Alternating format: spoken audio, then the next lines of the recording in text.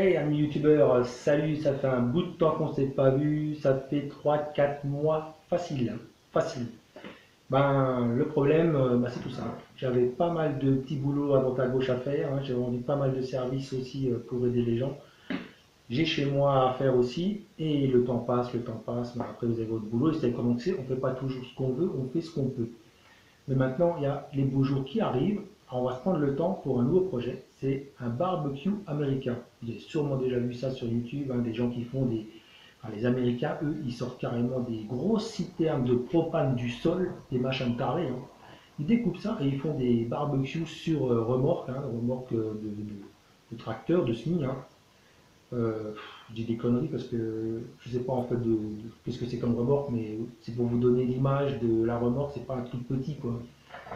Et ils alimentent 200-250 personnes faciles avec ça, hein, quand on voit les manifestations qu'ils font. Et ce qui est bien avec le barbecue, alors j'entends bien barbecue au bois, charbon, pas barbecue à gaz. Barbecue à gaz, hein, de chez nous là, le principe est bien, mais le goût, il manque quelque chose, hein. Vous n'allez pas me dire qu'au niveau du goût, c'est pareil qu'un barbecue à bois, parce que moi j'ai beau, à chaque fois que je mange chez quelqu'un une viande, hein, que ce soit une merguez, une côtelette, peu importe, une grillade, sur un barbecue à gaz, et moi, il me manque quelque chose, hein. Et je reste barbecue au bois. Charbon ou bois, mais gaz, c'est pas ça. Donc c'est ça qui m'intéresse. Mais le plus, c'est que eux, ils ont un avantage par rapport à nous. Eux, leur barbecue, on n'est pas au contact de la braise. Alors, en fait, quand nous on cuit les aliments, ça commence à cuire, hein, on sait plus comment faire un barbecue. La graisse tombe sur la braise, ça s'enflamme, ça commence à cramer de partout, il y a les flammes qui montent, on grille la viande, on la crame, on la calcine, on mange ce qui est encore mangeable et au final on donne le reste au chien ou au chat. Hein, ça finit bien souvent comme ça. Et bien eux, ça ne peut pas arriver parce que le foyer est sur le côté, il est à part. Les aliments, eux, ils cuisent par le biais de la chaleur et la fumée en même temps qui va donner ce fameux petit goût de barbecue. Donc, même si on se retrouverait à avoir nos saucisses qui commencent à avoir des fuites de graisse, dans tous les cas, il n'y aura jamais de flamme. C'est pas possible. Et le gros avantage qu'ils ont aussi, c'est qu'ils ont d'autres perspectives pardon, par rapport à ce qu'on peut faire avec un barbecue, hein. Ils ne se contentent pas de faire des saucisses, du speck ou des grillades. Ils font quand même des poulets dedans, hein. Ils font des, comment on appelle ça déjà, des cochons de lait. J'ai vu des cochons de lait se faire dans leur système de barbecue. Moi, je vous défie de faire un cochon de lait dans ce qui existe chez nous et dans ce que nous on fait. Donc voilà pourquoi ce type de barbecue m'intéresse particulièrement. Et on va créer ça ensemble, hein. Donc j'ai récupéré 2 chauffe-eau, je sais plus, il y en a un de 100 litres c'est sûr, ou je sais plus. Il m'a fait 150, 200, enfin je vois sur la plaque. Et quand on aura récupéré les tubes à l'intérieur, on verra laquelle on prend, ou pourquoi pas prendre les deux et en faire deux, hein. Il faut voir. Alors je vais vous montrer les cuves et on va se mettre au boulot.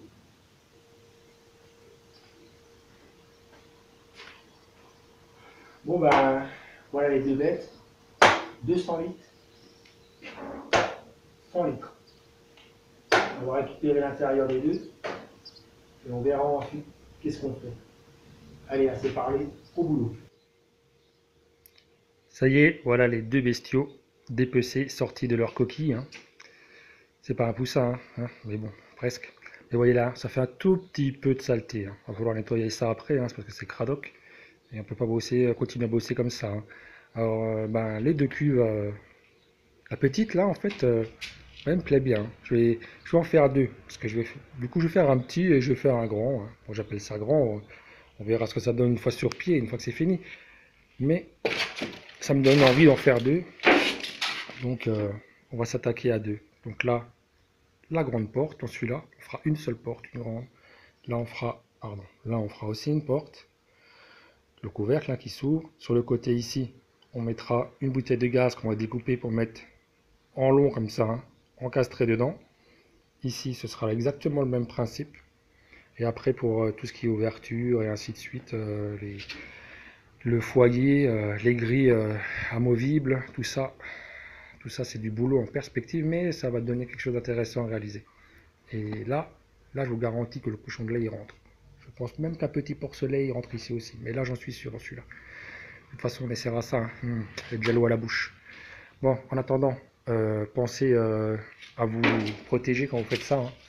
Parce que c'est vrai, hein, il n'y en a pas pour longtemps, hein. C'est une histoire de 15 minutes au lapidaire, là, mais mettez quand même un masque, hein, pour les retours d'odeur, de gaz, de je ne sais quoi, parce que quand vous attaquez la mousse polyuréthane qu'il y a dedans avec le disque, ça dégage quand même une odeur qui n'est pas agréable du tout. Donc il vaut mieux se protéger, ça mange pas de pain. Et en même temps, je vais vous remercier tous là, hein, parce que vous êtes quand même déjà pas loin de 1900 abonnés, hein. Je pensais pas qu'un jour cette chaîne arriverait à autant d'abonnés. Je remercie aussi tous les visiteurs, hein, ceux qui passent sans s'abonner et qui sans doute reviennent voir de temps en temps quand il y a une vidéo peut-être. Ce qui est bien, c'est qu'on peut interagir, pardon. Ça apporte toujours un plus, hein. J'ai eu des remarques super intéressantes, j'en ai eu des moins bien intéressantes, mais YouTube c'est comme ça, hein. Il y a du bon et il y a du mauvais, ça plaît pas, et c'est comme ça, il faut faire avec. Mais là où c'est bien, c'est qu'on peut échanger, moi je trouve ça formidable. Alors encore un grand merci à vous, hein, pour me suivre, et puis encore une fois merci. Bon, j'ai reçu une bouteille de gaz, une grande. On va tout de suite la dégazer. Pour ce faire, une massette, une clé à molette. C'est comme ça que moi je fais, hein. Vous avez déjà vu. Le robinet, on l'ouvre. Robinet ouvert, j'entends pas de gaz. La bouteille, elle est vide. Je ferme le robinet. Je le ferme bien. Je me mets assis sur la bouteille. Je prends ma vieille clé à molette qui sert que à ça, à rien d'autre. C'est une vieille clé à molette, j'utilise pour rien. Alors après, si je tape dessus, entre guillemets, ça n'a aucune importance. Même si je viendrais à la casser, ça n'a aucune importance. Je ressoudrerai un bout de ferraille dessus à ce moment-là. Elle ne sert qu'à ça, à rien d'autre.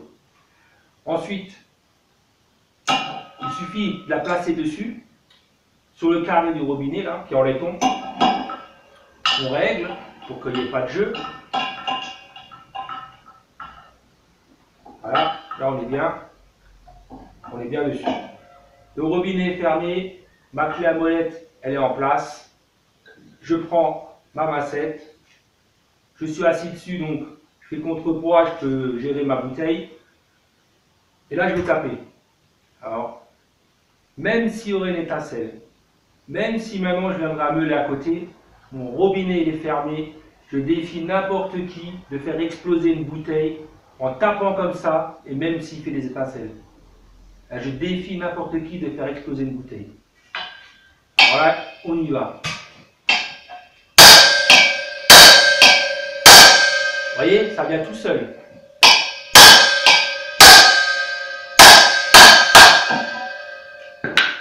Je replace ma clé, je regarde si je peux la prendre là, j'essaye à la main, ça ne vient pas encore. Mais là, j'ai pas beaucoup de prise, hein. On va quand même essayer. Ça vient. Et là, on arrive à la main. À partir du moment là, la massette, plus besoin. On a juste besoin de la clé à molette. Vous voyez, ça va tout seul. Plus besoin de ma clé à molette. Tout ce que j'ai à faire, dévisser mon robinet en laiton.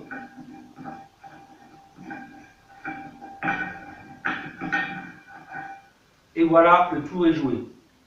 Maintenant, moi, je ne l'utilise pas tout de suite, cette bouteille. Donc moi, je vais la stocker dehors. Elle va rester 3 semaines, 1 mois à l'air libre. Si vous voulez utiliser tout de suite cette bouteille, on la met debout, on prend de l'eau, on la remplit d'eau, à rabord pour que ça dégueule.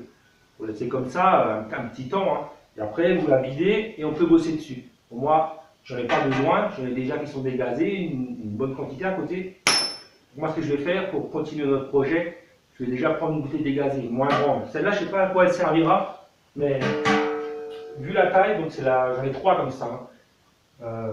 Ouais, on pourra faire quelque chose de sympa aussi avec ça. Donc vous voyez, ça prend, là j'ai été doucement pour vous montrer, mais ça prend allez, 5 minutes en faisant comme ça.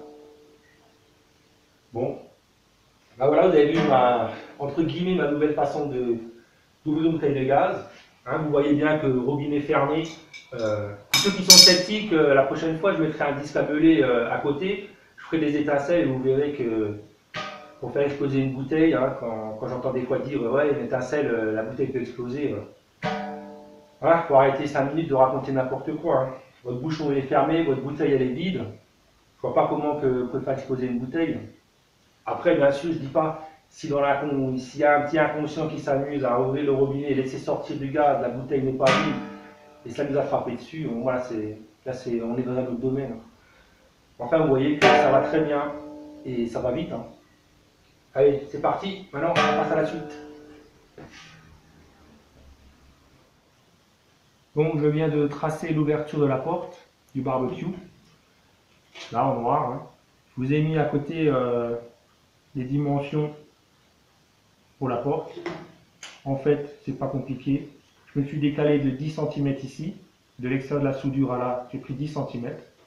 Pourquoi? Parce que de ce côté-là, c'est là que j'ai le plus de raccords, de trous et tout ce qui est dans le chauffe-eau, donc je mettrai le foyer de ce côté.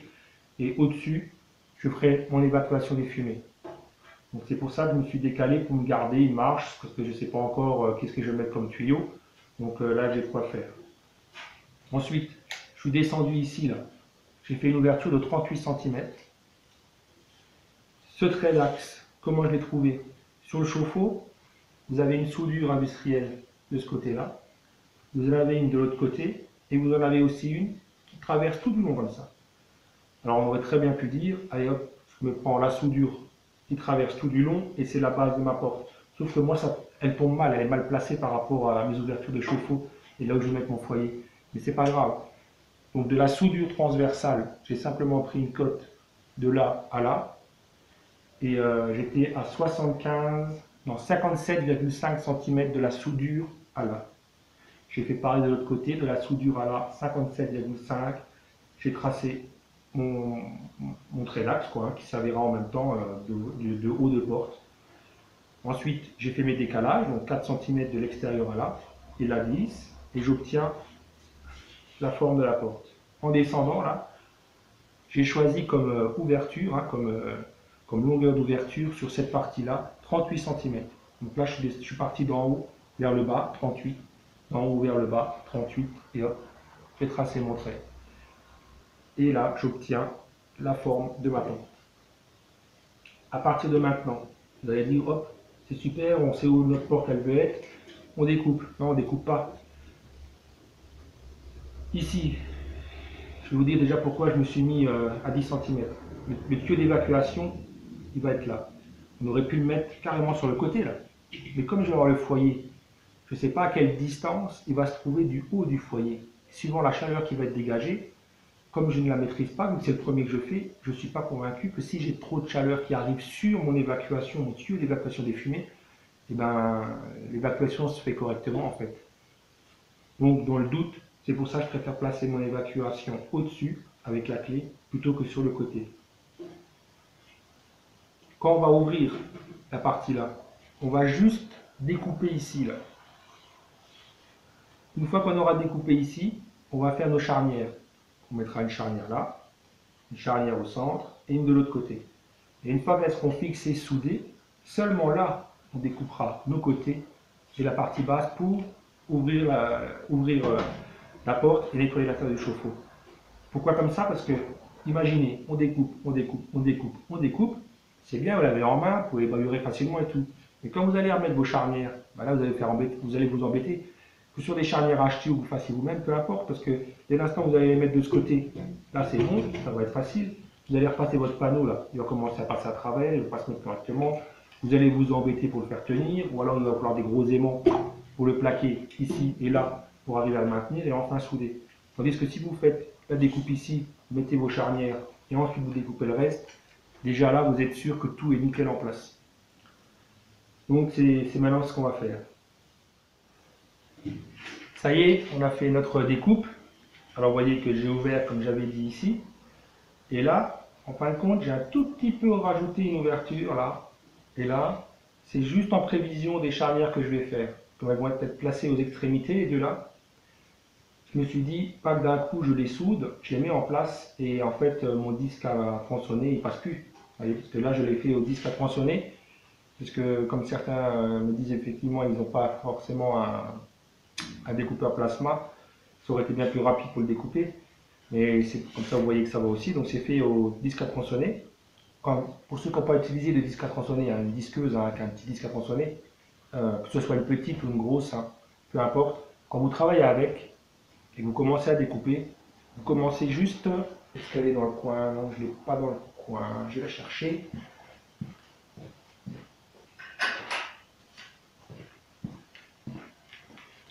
Donc voilà, hein, je l'ai fait avec une petite. Hein.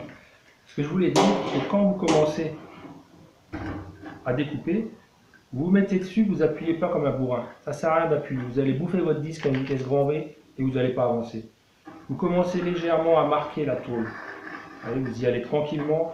C'est pour faire un petit marquage. Une fois que le marquage est fait, vous insistez un peu plus à l'intérieur de ce marquage pour rentrer dedans. Et quand vous êtes rentré dedans, ce que vous faites, vous gardez à peu près un quart du diamètre du disque à l'intérieur et vous avancez légèrement vers l'avant. Ça va remonter comme ça, mais ça c'est pas grave. Vous remontez sans appuyer, vous insistez un peu sur le haut et en redescendant vous appuyez légèrement et vous allez voir, hop, ça va bien avancer. Vous remontez, vous avancez un peu en appuyant et hop, vous appuyez plus fort en reculant. Et tout ça sans forcer. Et vous verrez que vous allez découper tout ça. C'était un disque neuf, hein, il est tout fin, hein, 1 mm d'épaisseur.